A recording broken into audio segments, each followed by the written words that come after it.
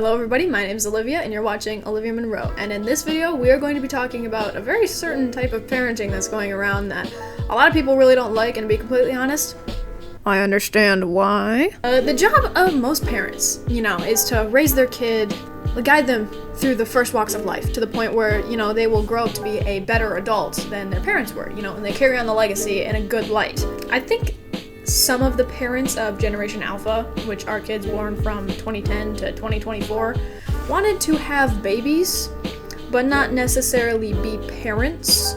Now, if you've been living in Bikini Bottom for the past, 5 years, you might not have heard of this, but iPad babies are pretty much just kids that were thrown whatever piece of technology could keep their focus long enough that the parents didn't have to pay attention to them. You gotta make sure that it doesn't die, they don't lose their charger, it doesn't break, or they will lose their je ne sais quoi shit. It's easy enough, throw the kid a phone, you're practically child-free. Go to the bar, get drunk, go to the club. Who cares? Have another kid. You're not parenting the first one anyway, what's another one? And even if you haven't seen an iPad kid ever since the iPad came out, 10 years ago? Yes, you have, because if you've been out to eat quite literally anywhere, then you've probably seen this sight. Or this sight.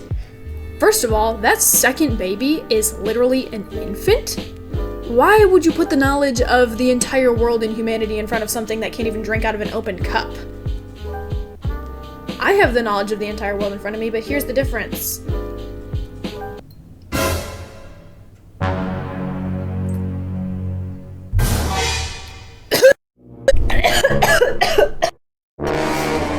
Oh, fuck.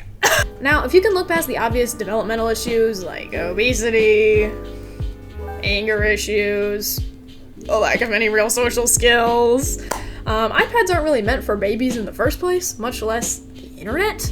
These kids have to have bright colors and noises, and every single possible fractal of light needs to be bouncing in their eyes at every fucking second. Otherwise, they will get bored. And in fact, neutral colors or muted tones are actually better for development, because neon colors straight into a 1-month-old's eyes probably isn't the best for their fucking retinas. Look at the Minecraft movie. I just recently went to see it and it was straight up nauseating.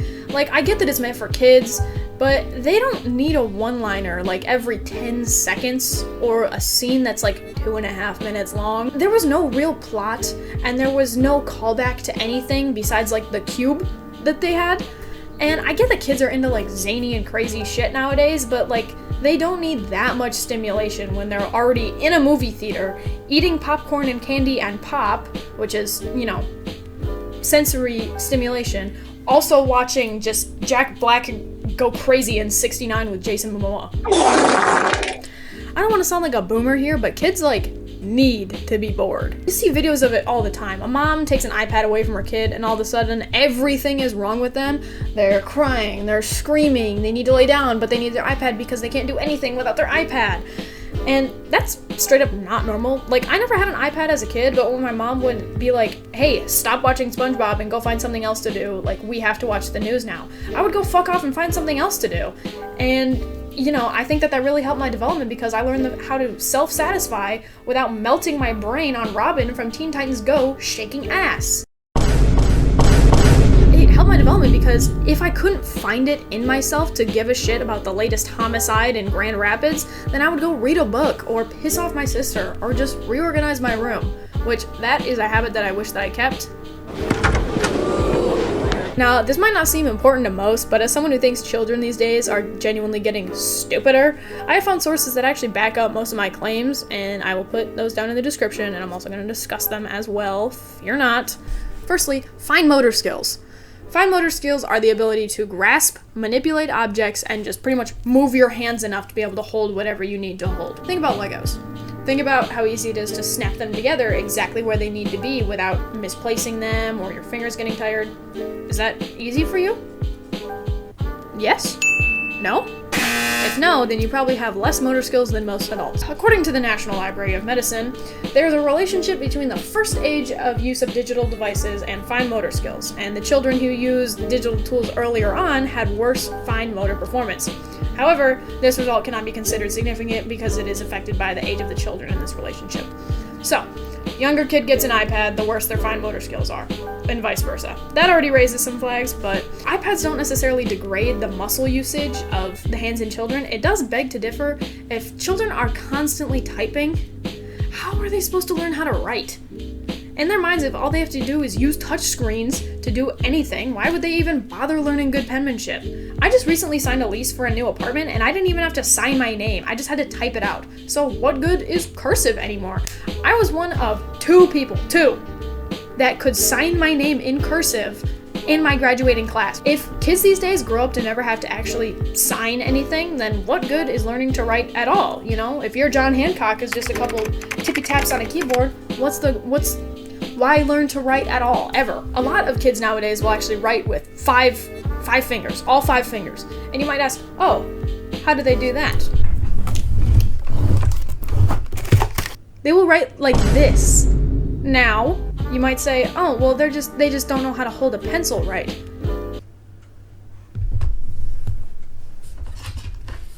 Pretend this is a phone, right?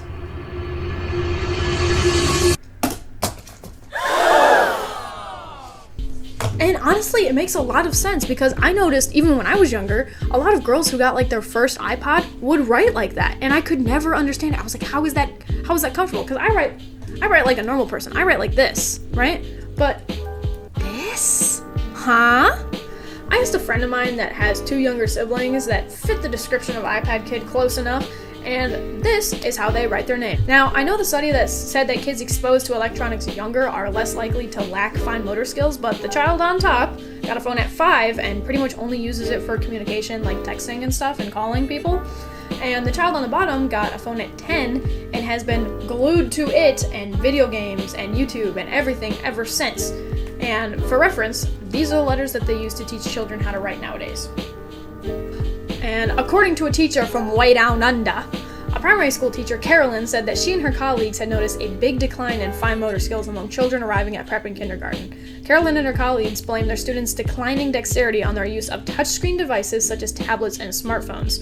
Children are holding crayons and scissors less and making fewer things with their hands. We've noticed that sometimes, even if you pass a pencil or paintbrush to a child, they're not quite sure how to receive it and how to hold it. This is a huge issue. Even if you don't think it matters because everything's going digital nowadays anyways, let's look at one singular word in that quote. Paintbrush. AI art is already sweeping the world and confusing anybody over 30 on Facebook. And now we're stunting children's growth to the point where there won't be any new art because they physically can't even hold a paintbrush to make more. And if kids can't write and create, there will be no new literature. Novels will be created by an AI that forgets what it's talking about every 5 seconds, and the paintings of Generation Alpha will be made in 5 seconds by, Luna? Ew! Now, art going away might not be the biggest issue because everything's all digital. Whatever, that's fine. But children don't even have playdates anymore. I have seen countless videos of a child's birthday party being all of them watching 1 or 2 kids play a game and then getting extremely pissed off when it's not their turn. You stop. Stop. I'll get the hammer. If you don't start acting right.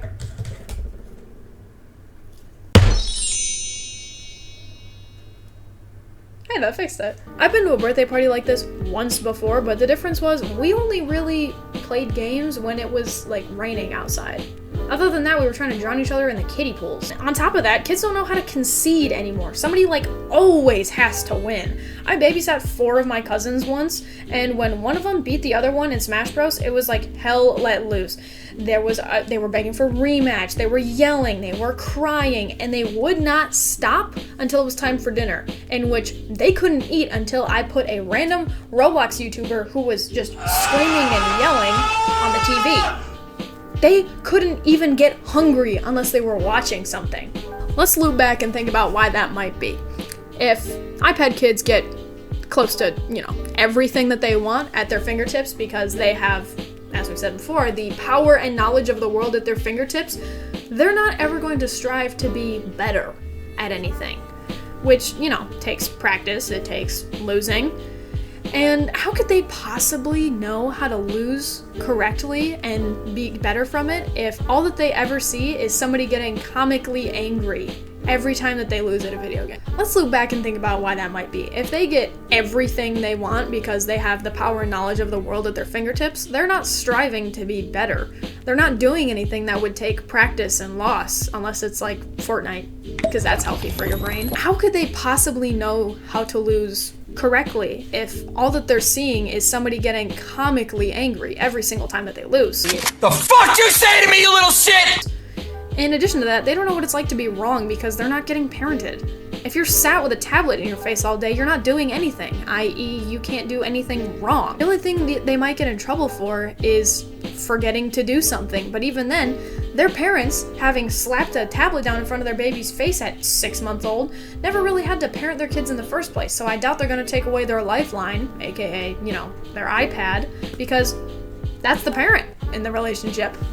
And, that's an entirely different can of worms about, not wanting to parent the children that you brought into the world. And now we circle back to one of my original points, the fact that the internet is simply just not made for kids. And whatever games there were that were meant for only children have died. Back when I was a kid, I would frequent Barbie.com, Nickelodeon.com, Disney.com, all of them. And I remember spending what little time I was allowed on the internet playing games that included characters from my favorite shows. They could come to life on a screen, and that was awesome to me. Now, you look at any of those websites, and there are no games that you can play right then and there, no little clips, nothing. They're just selling everything now. Even under the games tag on Barbie.com, there aren't any games that you can play. You have to buy them and get them shipped to your house first. And think about Club Penguin. That was probably the most child-safe space on the internet because you couldn't even say damn without getting banned. And then Disney bought it, and, they started trying to sell stuff more, and everything had to get paid for, and kids don't have money, kids can't get jobs. Of course the website went under, and what replaced it? Nothing.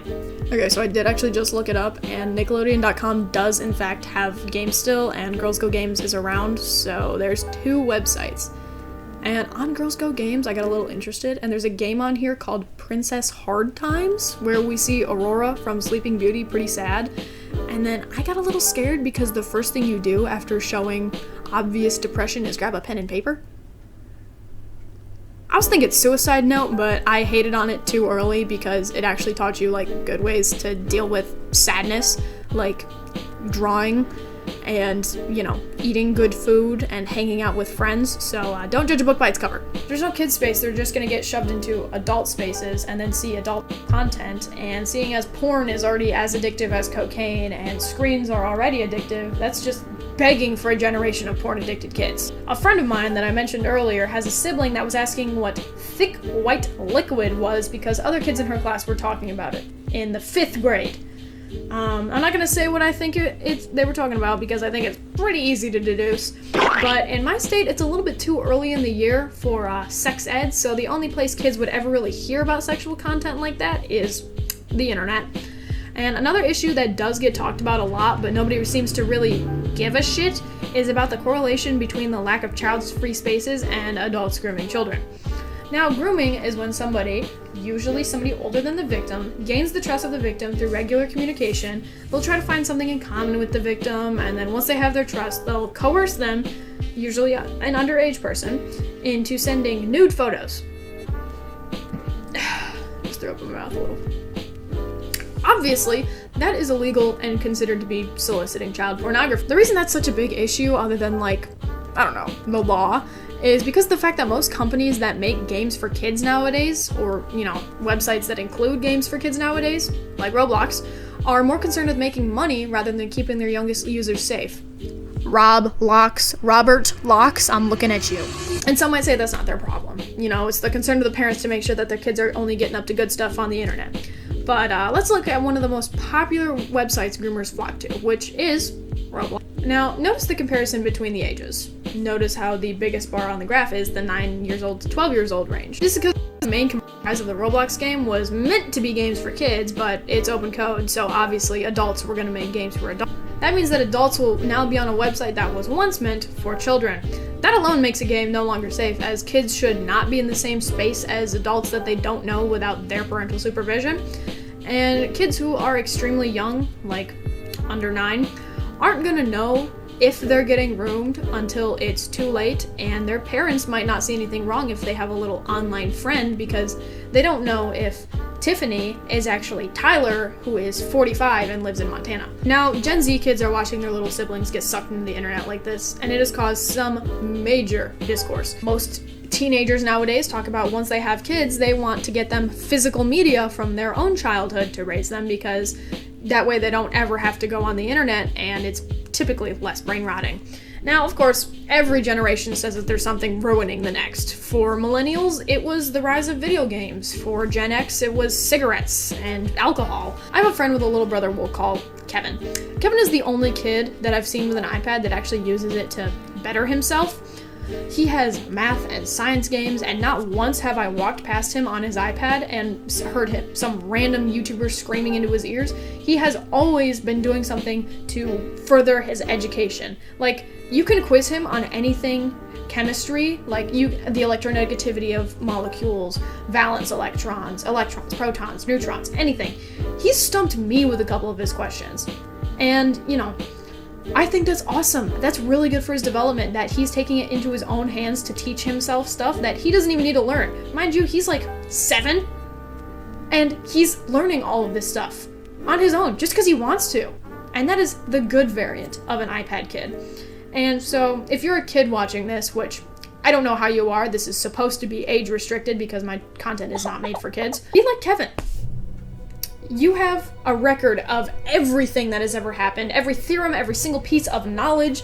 Use it to your advantage. I understand that that doesn't sound appealing, but with the way that most of your generation is going to grow up to be a big batch of idiots, even just a little bit more knowledge about just subjects or topics that you're interested in might help you get a job later in life. And with the way that capitalism's going, you're gonna need it. At the end of the day, it's really up to you how you parent your kids. They're not my kids, so do what you will with the information that I've given you today. And I personally won't be giving iPads to my children. They get physical media and books and probably a 3DS until they're about 12 years old. And then they can have their first phone. And after that, when they're like 16, they can get a regular person phone because they're going to be driving, and I'd like to know if they get in a crash or if they're in trouble or something. Anyways, folks, that's really all I have for you today. Thank you so much for watching. Don't give your children unrestricted internet access. Don't give them the knowledge of the world before they can even walk or drink out of a cup.